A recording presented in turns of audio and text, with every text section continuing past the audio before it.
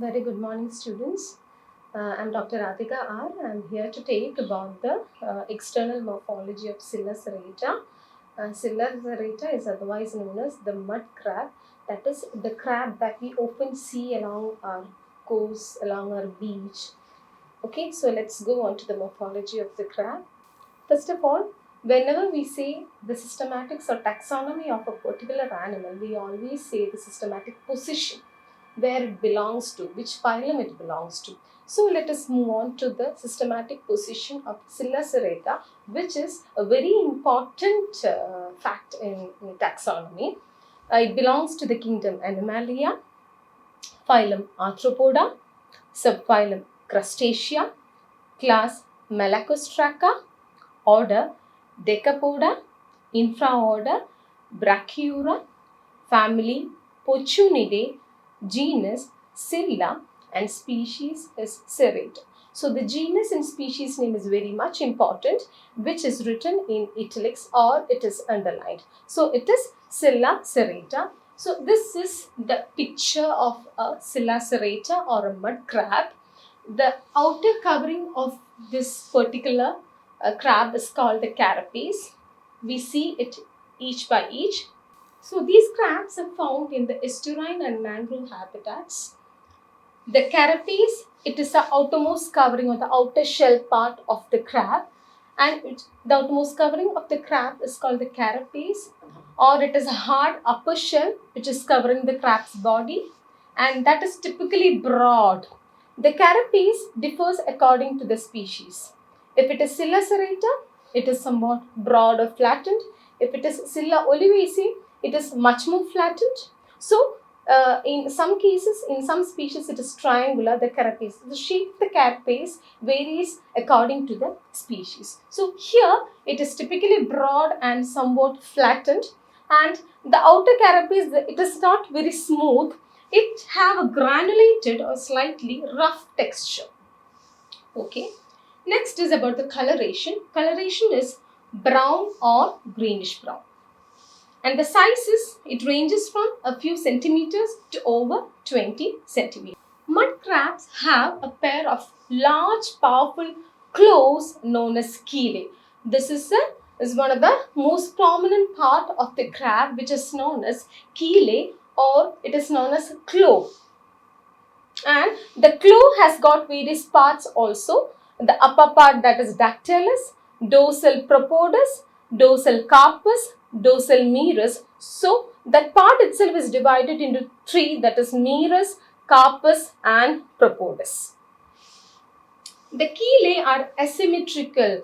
That means there is difference in shape and size, with one being larger and bulkier. The one is larger and bulkier, adapted for crushing. So the one which is larger and bulkier is adapted for crushing, and the other being smaller and sharper, which is adapted for cutting. So this is meant by an asymmetrical shape, which means in different size and shape, and it has different functions also. And the next important morphological identifying part is the walking legs. The mud crabs have 8 walking legs on each side, 4 on each side, which are relatively long and slender. So these are the 4 walking legs which is present on each side, in which the last walking leg, the last pair of legs is flattened and paddle shaped, which aids in swimming and moving through the water.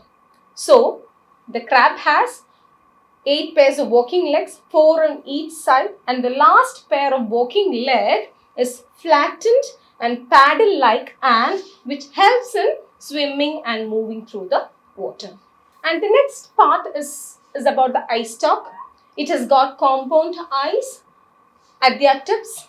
There is eye stalk with the compound eyes at their tip, and the eye stalks can move independently. Why it moves independently? So that it can have a wide field of vision, a wide range of vision. So there are eyes which is on stalks, so it has a wide range of vision.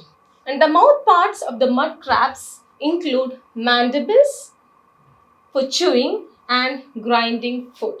So Mouth parts are of different types: mandibles, maxillipids, maxillae, maxillae. So in which the mandibles is for chewing and grinding food, and the other is a maxillipids, pair of maxillipids, which are modified appendages near the mouth used for handling food. This is a part of the crab where we can see the mouth parts. It is the ventral side of the crab. The part we see the carapace is the dorsal side, and the part we see the mouth parts is called the ventral side of the crab.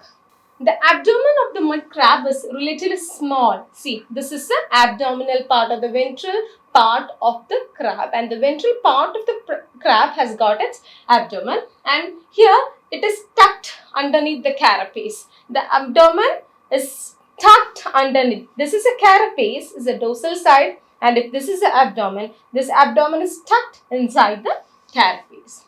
Female crabs have broader abdomen. Why?